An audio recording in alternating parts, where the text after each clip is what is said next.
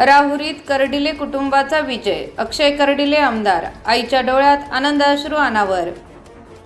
अहिल्यानगर. राहुरी विधानसभा मतदारसंघाच्या पोटनिवडणुकीत भाजपाचे उमेदवार अक्षय कर्डिले यांनी प्रचंड मताधिक्याने दणदणीत विजय मिळवत राजकीय मैदान गाजवले. या विजयाने कर्डिले कुटुंबांमध्ये भावनिक वातावरण पसरले असून मतदारांनी दिलेल्या भरघोस पाठिंब्यामुळे हा विजय अधिकच खास ठरला आहे. विजयानंतर अक्षय कर्डिले यांनी थेट आपल्या वडील दिवंगत आमदार शिवाजीराव कर्डिले यांच्या स्मृतिस्थळाला दर्शन घेत अभिवादन केले. वडिलांच्या आठवणींनी भारावलेल्या या क्षणी वातावरण अत्यंत भावनिक झाले होते. त्यानंतर घरी परतताच कर्डिले कुटुंबियांनी त्यांचे स्वागत केले.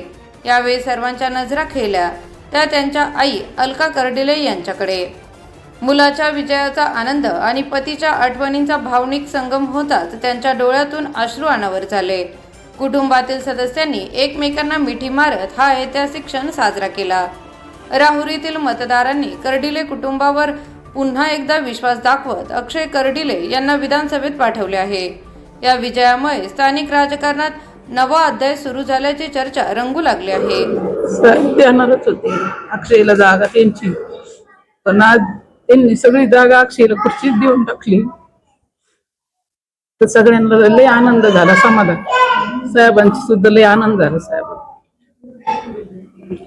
आता जशी साहेबांनी वाटचाल ठेवली तसंच अक्षय पण होणार आहे. सगळ्यांची जनतेची सेवा करतात.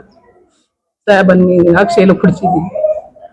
अक्षय दादा साहेबांनी जी सेवा केली ते सगळ्यांची जनताची सेवा करणार.